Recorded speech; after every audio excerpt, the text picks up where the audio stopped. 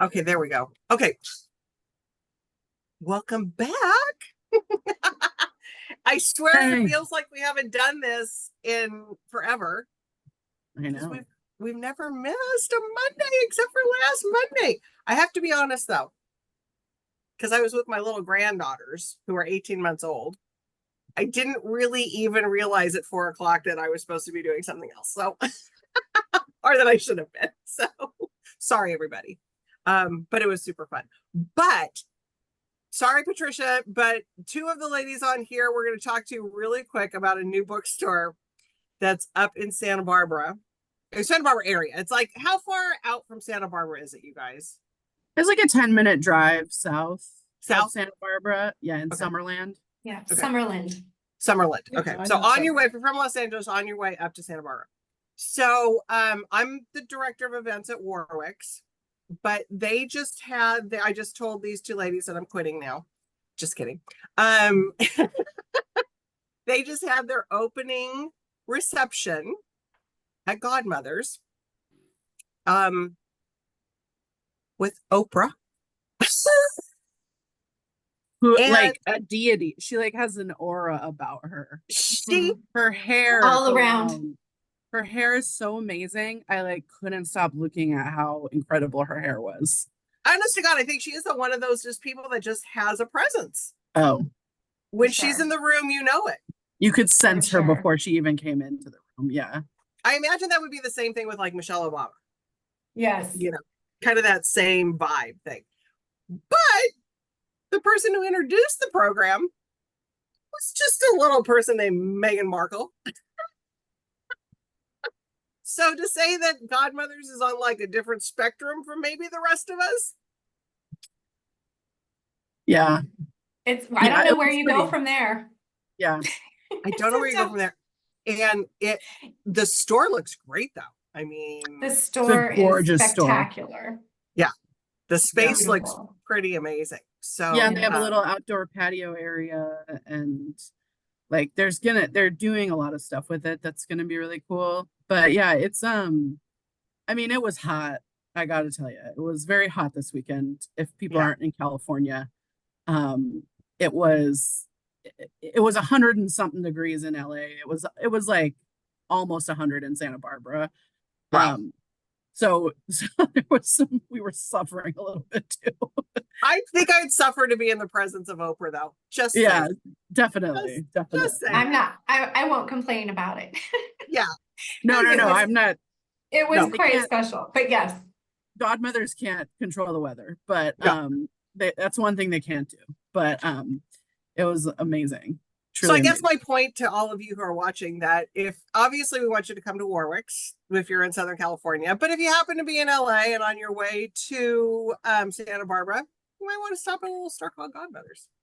I don't Yeah. know. Yeah, You never know who you're going to run into. Never know what's going to be happening there. Could be something. So I got literally zero reading done on my vacation. I mean, literally like I literally only read 100 pages of this beast, which I am absolutely adoring, by the way. I still have about 200 pages left of it. But if you haven't read The Beasting yet,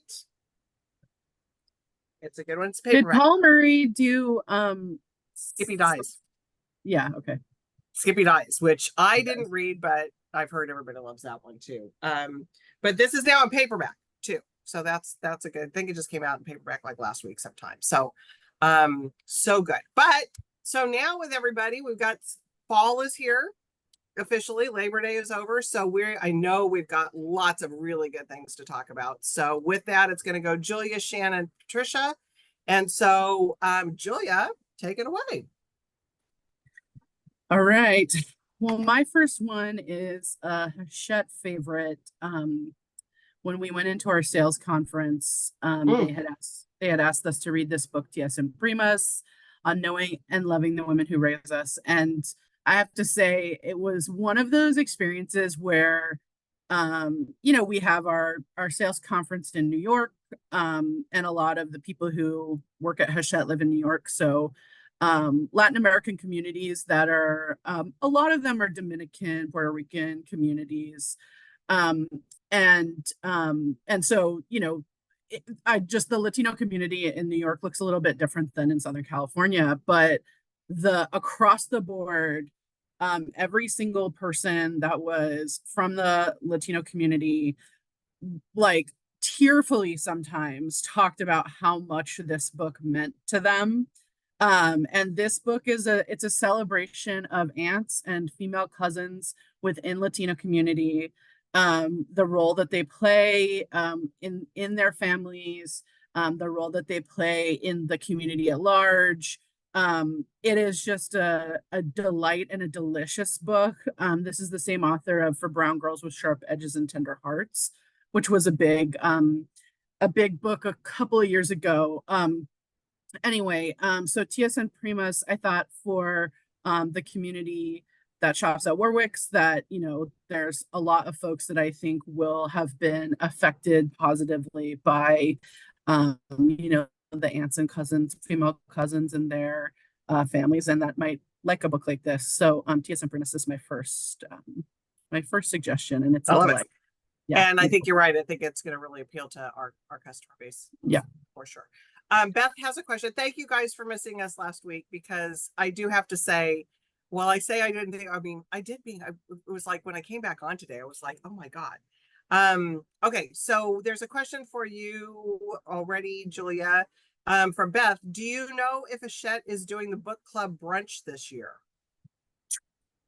I don't know the answer to that question. Let me find out. Okay. And I'll report back. Report back to us on that one. Yeah. Okay. We'll Okay. So Shannon, I'm going to try and not be technologically amiss here, and we're going to try and do a screen share for you. Thank you. I feel like whenever I do it, I freeze the world. So I'm Let's not. see. So I think that's what you want to talk about, right? Yes, perfect. First up, I'm going to talk about Creation Lake, which went on sale last Tuesday, if I'm not messing up my dates, on the 3rd. This was September's #1 indie next pick, which is super exciting.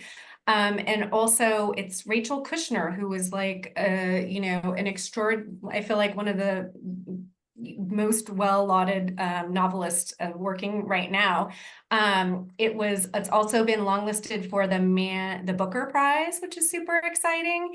And it's getting rave reviews like from everyone. So I'll do a quick synopsis of it's kind of like a spy espionage. I don't know if you've had a chance to read it yet, Julie, but oh yeah, no, I did. No, it's really you good. did do. Yeah, so yeah, it's like a spy espionage about a woman who's working like as an agent to kind of she's American, and she goes to the French countryside to kind of infiltrate this like eco-terrorist group. And the guy, he's like not been seen. He's like been in a cave for forever, and he's obsessed with Neanderthals, and he's like writing these email missives about them. And so it's that, but it's just so much. I don't even know how to explain how much more it is. And so it's this like kind of clipped thrillery spy novel. But she's also, what surprised me the most was how funny it was. Like there was a lot of things that I just didn't expect that when I started it. And it's just so smart. I'm gonna some of the like New York Times, smart, sinuous espionage thriller brimming with heat. You know, let's see what else. There's Kushner has proven to be one of America's most intellectually curious novelists. Creation Lake fills all the hallmarks of her inquisitive mind. Like there's just nobody, I haven't heard anybody that hasn't dipped into it and raved about it. And so I think it's going to be one of those books that's like on a lot of the best lists coming out at the end of the year. For sure. I mean, she is an incredible writer. If you have, okay, this one's new, but if you haven't read Mars Room by her, dip into that one too, because Flamethrowers. But yeah, it's just, this one is just one of those that you kind of, like you said, it's really hard to describe. You kind of don't know what you're reading, but then all of a sudden it's just like, what's happened? It was really good. But yeah, the Neanderthal part is just like, that guy's a kook. Total kooky. But yes, funny was what really caught me off guard. I just didn't expect that. But yeah, Yeah, her writing is just so stylish and so so spot on. smart. Yeah. Yeah, so spot on. Love that one. Okay, Patricia, somebody's got a question for you, or maybe it's a comment. So hold on and let me see if I can find it. Dee's on here said she was so inspired. Patricia so inspired her to read an art book. It's called Broad Strokes, 15 Women Who Make Art. It was great and how I wanted more. In fact, I have 2 friends now who purchased it, and I can recommend novice knowledge about books being great. Just don't have the background for those advanced reading. But she just wanted you to know. So you've inspired some Wonderful. art I don't reading. think that's my book, but I'm glad it was inspiring. You were inspiring some Yeah, art reading. I did Brilliant Exiles, a few other art books recently. I don't think Broad Strokes is mine. Yeah. So, and back to you, Shannon. Everybody's talking about Creation Lake, so she can't wait to read it too. Kim's on here talking about that. Okay, so Patricia, take us away. Yeah, we have a wonderful book that's just out. It's called Literary Journeys, and mapping fictional thrillers across the world of literature. This is by John McMurtry, who's well known in California. He's a former reviewer for the San Francisco Chronicle and a beloved book character. The book is, absolutely rich with illustration in every way and fun to look at and set up magnificently. It covers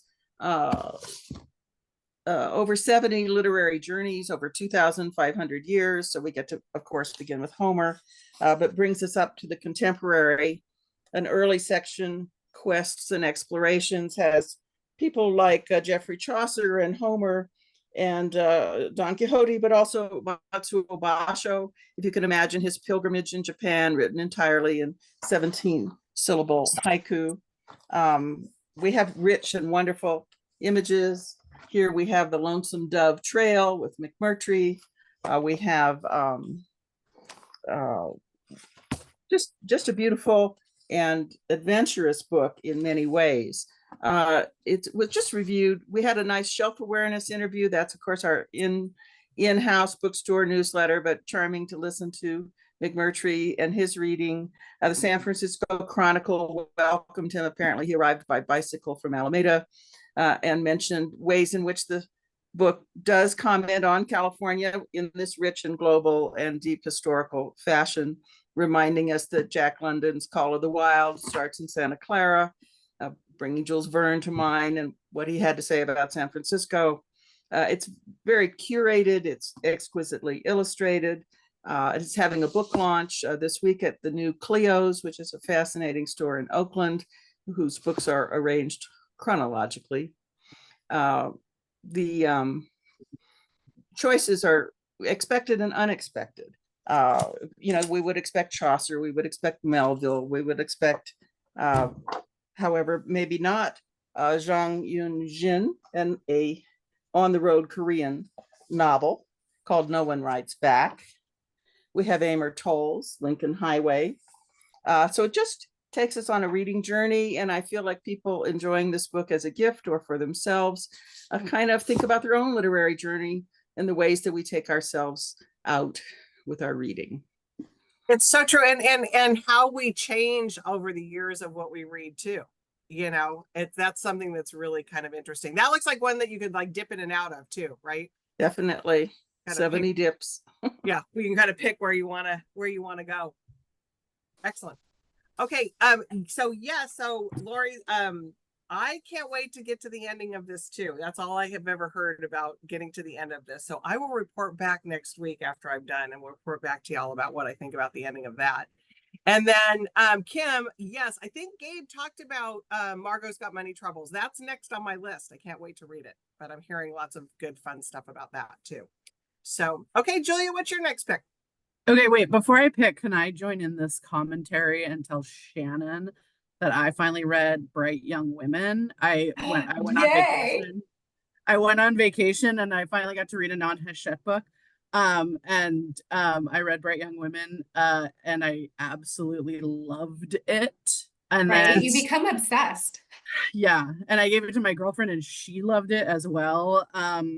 And so yeah, it's funny because I am a true crime consumer. I'm ambivalent about how much true crime I really do consume. I don't think it's a great thing, but it quells my anxiety somehow.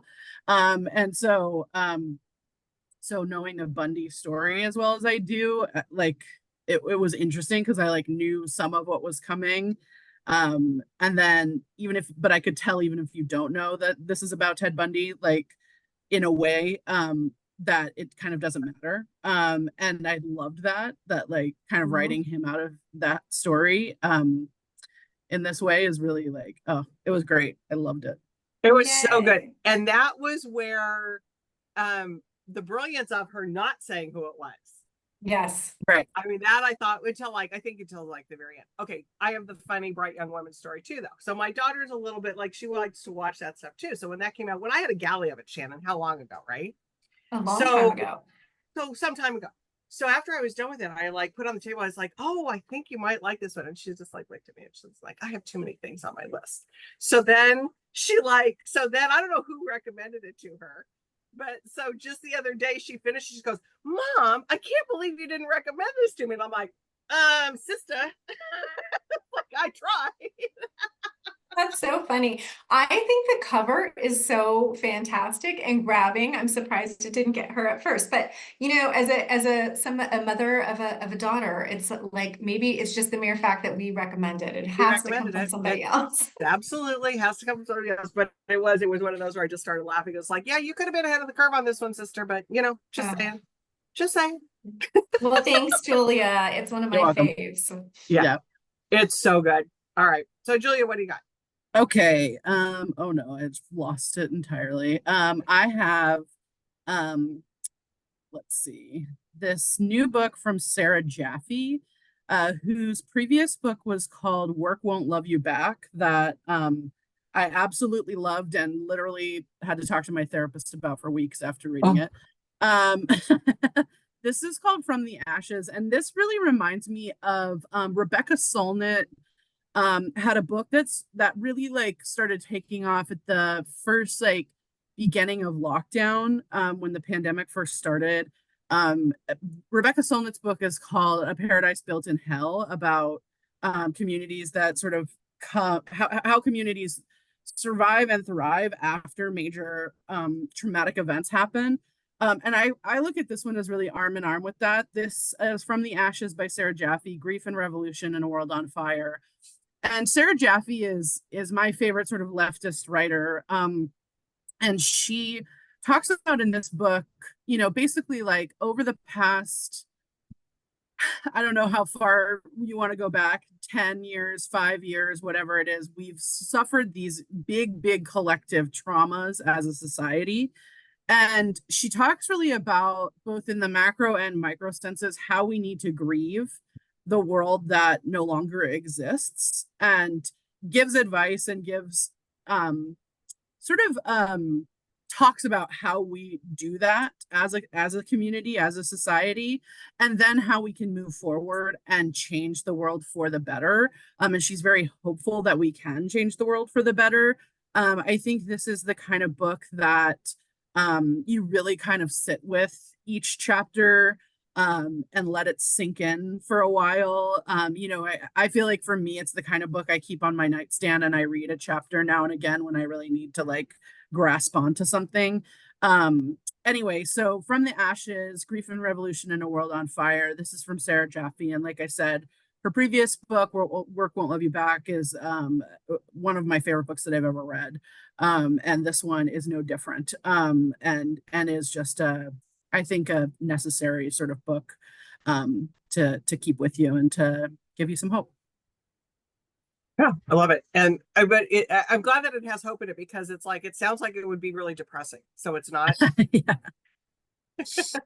It does give you that little bit of hope. It does give you hope, I promise. Okay. Because I was like, if it's on your nightstand and it's like this totally depressing thing, probably not what you should be reading. No. I mean, it's like, you know, you have to deal with the fact that like the world looks differently now than it used to. And it's unhealthy to not deal with that fact. Sure. And it's not doing anyone any favors to not deal with that fact. And so she's very open about like, grieve that and like, grieve this world that doesn't exist anymore, and then move forward. And here's how you do all of those things. I love it. Yeah. Okay, Shannon. Here we go to your Okay, next book. next up, I'm going to talk about the Laura Dave. Yay! So this is the night we lost him, and you guys might remember Laura from The Last Thing He Told Me. She actually wrote 800 Grapes and Hello Sunshine. Laura's just the best. I love her so much. I know Julie's nodding because Julie's met her many times and knows.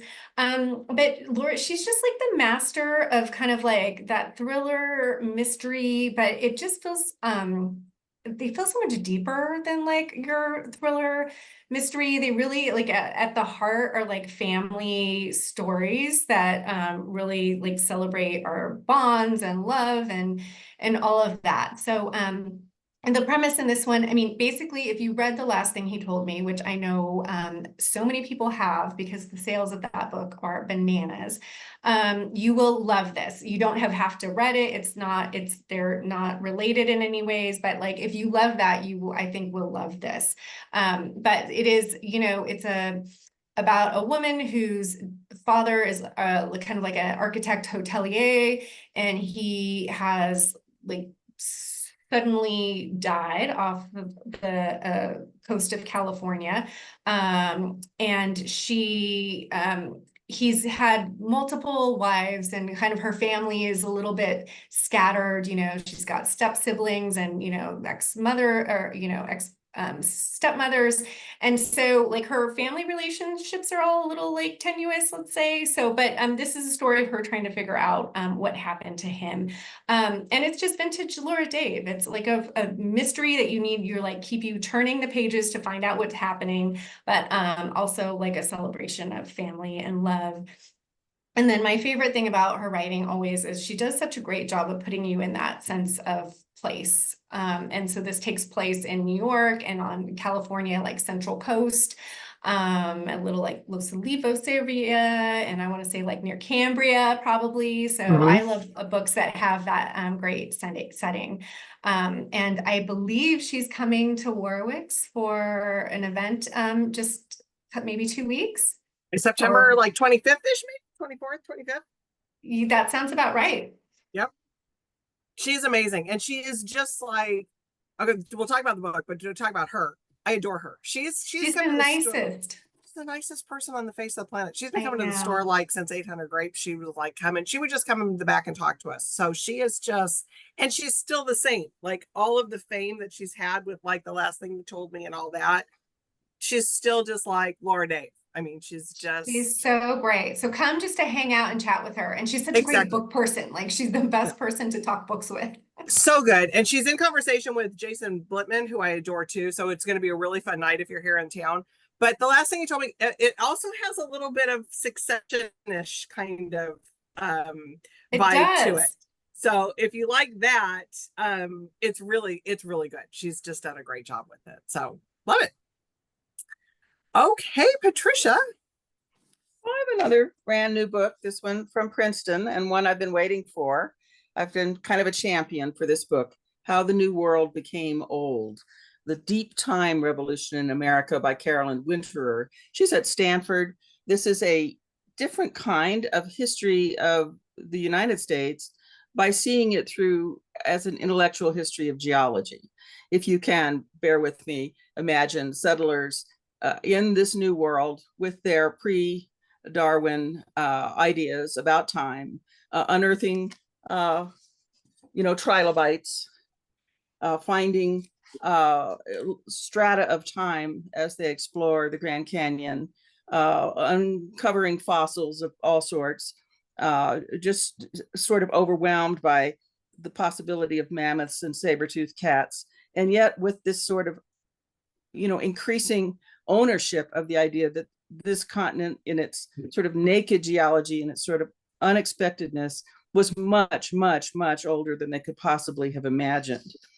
This is a very fresh and sort of intriguing look at how geology and paleontology helped transform American society.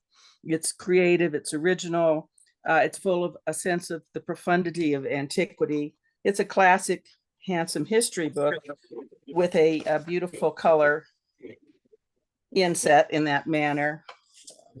fantastic images of unexpected living and not living creatures, a lot of traditional paintings, lots of sort of somewhat whitened ideas of ancient persons. I find her writing very accessible and interesting. She begins very personally in Utah. She ends rather magnificently, quoting from Borges on the idea of the book of sand. She does bring into account this conflict between a sense of their historic sense of time and being confronted with this ancient world. And she describes that conflict kind of a kaleidoscopic blend of bizarre geology and shallow history. You might think of it, as she says, as the, kind of the problem of having pterodactyls in Eden. So all of those still present American quandaries, a very illuminating book and covering, to me, that very interesting period of around 1800 to 1900 when so much was happening.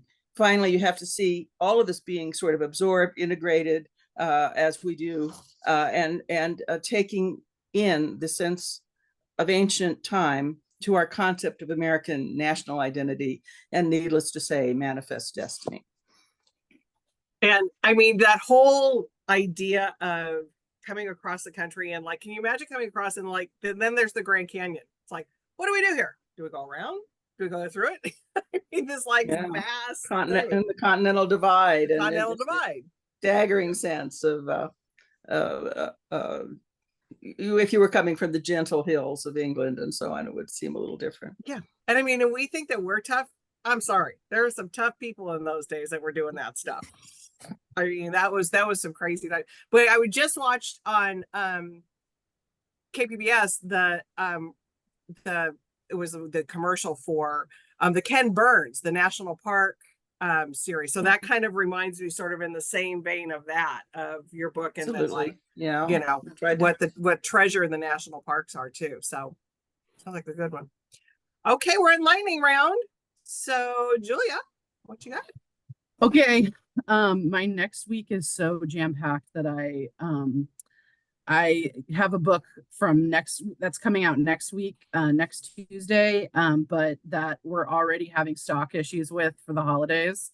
It's not even out yet, and already we're a little worried about stock. So this is my reminder to pre-order books from your local indie bookstore, Warwick's, because some of this stuff is gonna go quickly. So Atlas Obscura, the wonderful internet website / Instagram, they have also done Gastro Obscura and now Atlas Obscura Wildlife. This is so cool, such a great book that talks about different animal, vegetable, mineral from all over the world. And talks about these different kinds of animals and plants life. They talks about these different habitats. It talks about all sorts of different things, where one goes to see them, animals that only are in certain areas, or that are like, I always love the ones where they're like on one island and one part of the world, and you can tell that when the earth split apart, like one branch went off on an island somewhere. So it's just a really great book. It's just as great as all of the other Atlas Obscura books. And this is, I think, going to be a big gift book for the holidays. It's a $40 hardcover. And like I said, it's one that we might be out of before long. So if that's something that you're getting for someone for the holidays or yourself, you should order it sooner rather than later. Yep. And anything Atlas Obscura, but this wildlife one's going to be amazing. Yep. So definitely, if you're even an inkling of it, pre-order it from us. We'll do our best to make sure you get it for the holidays. Yeah. Okay, Shannon. Hey, okay, quickly, because I totally buried the lead on the Laura Dave. Number 1, October Indie Next list. I forgot to say that, so that's exciting. Wait a minute, though, but it's coming out. Wait a minute, but it's coming out in September. The 17th. It's because it's on the 17th of September. Got Got it. Okay. Yeah. Okay. Because I was like, wait a So minute. I know you're like, but it's a September book. I know if it gets straddled that, like if it was one week earlier, it had to be a September pick, but because of Got it. the release date. Anyways, that's Well, exciting. lots of people were commenting that they can't wait. It's on hold at the library. Lori's coming to Yay. the luncheon we're doing with her. So lots of good comments about it for sure. Amazing. So lightning round, I just want to give out a quick shout to Holly because it was, new in paperback last week, and I am a lifelong Stephen King fan. I do not get to read every one because he's so prolific, but I did read this one and I absolutely loved it. So if you remember Holly Gibney, she's made multiple appearances in like Mr. Mercedes and The Outsiders. He has said that like Holly is one of those characters that just never left him alone. So this is her own book, and I read it, I picked it up and couldn't put it down. It's so good. She's on her own, private detective, and it's in a small Midwest town, and there's two like retired professors. There's missing people and two retired academics, highly, thought of in the community that she keeps being led back to. So it's creepy in all the best ways. And I couldn't get enough. And as you can see, it was like New York Times, best books of the year. It got great reviews. I just don't know how he keeps getting better. Like it's kind of keeps getting amazing. better. Can I just love this cover though? Like how creepy it is. Like here's this and then this person down here. It's just like, okay. It is when you find out what is in that basement. Ooh, Oh, oh boy. I was just like, just the cover alone. I'm like, oh, okay, there we go. It's so good. He's so good. He is so good. And like you said, I never have a chance to seem to like go back to stuff. Like one of our favorites, what's the one he wrote about Kennedy, November 2063, 11/23/63 or whatever. 2022, I think. 22, Yeah. 11/22/63 or whatever. Yeah. Anyways, he's so good. I know. And so whenever I get to pick him up, I'm just like, I remember how much I love you. But I he's know. just, he's so great. But I know like my dad, he's never missed a single one. Like Yeah. there's people that just read everything. But It's like I call that it's gonna be my retirement reading, right? right. Start at the beginning and go through. So good. So happy to see it in paper. There we go. Okay, Patricia, wrap us up. Okay, well, I've got a new book from Yale, definitely one of their big leads, Richard Dawkins, The Genetic Book of the Dead. Of course, Dawkins relentlessly and still selling Selfish Gene, Blind Watchmaker. He has a very exciting view of evolution here, DNA being the genetic book of the dead. Unexpectedly, we have a book full of color, full of beautiful images throughout, as he explains to us just sort of a different way of reading evolution. You might look at an exquisitely camouflaged lizard hiding against the surface of a desiccated landscape and imagine that painted on its back, literally, its skin is a picture of its history and time, that it has evolved to be in this place. He talks about a language of DNA as if it is a kind of an alphabet, just 4 letters, but which can be shared in such a dramatic and complicated way. He has many examples and kind of pulls you into an idea of what he calls symbiotic veritocoviruses.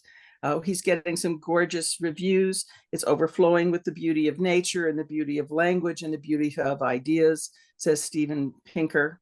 And we just had a satisfying review from Philip Ball in Science Magazine, calling the book a glorious affair, profoundly illustrated by Jana Lentsova, and just an ode to the wonders of the world. It's pretty wonderful at this point in his career. The book is extremely handsome. He has a very heavy-duty tour of a lot of the Western U.S., including Los Angeles, San Francisco, Portland, Seattle, Vancouver. And I think we'll be hearing a lot about this book through this season. I was going to say that looks like one of those books that you could buy as a gift for someone. It has more gift qualities. That's why I'm really emphasizing how unexpectedly lovely. It's heavy. It's heavy with color ink and has a beautiful quality. And it's quite joyfully written. Yep. Sounds like a great gift book for the holidays. Darcy, I was not ignoring you on your book about There Are Rivers in the Sky. I'm hoping that Liz is on with us next week so that we can talk about it and show love for that book, because it's her book. It's a Knopf book. But in the meantime, if you all want to try and pick up that one too, it's a Nancy Warwick favorite. So that's a good one too. So it is so good to be back with everybody. Feeling like we're going to head into the holidays. They're going to be here before we know it. And you're going to hear us keep saying again, like we did last year, it's like, you better get your pre-orders in. But if you see a book, not a bad idea to get your order in on it if you're thinking about it for a gift book. So we always seem to run into some kind of issues on things that we don't necessarily, sometimes we know, like the Atlas Obscura, sometimes we don't know. So if you see something that you're thinking you want to get for somebody, might as well order it now. So I will give my book report on Bee Sting next week after I finish the end of that, and got some other ones that I've got on my list too. And anyways, happy reading, everybody. Have a good, stay cool. I got a fan blowing up my yes, I'm like so hot. We live in an area though that like 2 weeks out of the year we need air conditioning, so we don't ever get it. But man, I wish I had it right now. I'd have to go to the library. All right, everybody. Peace out. We will see you all next time.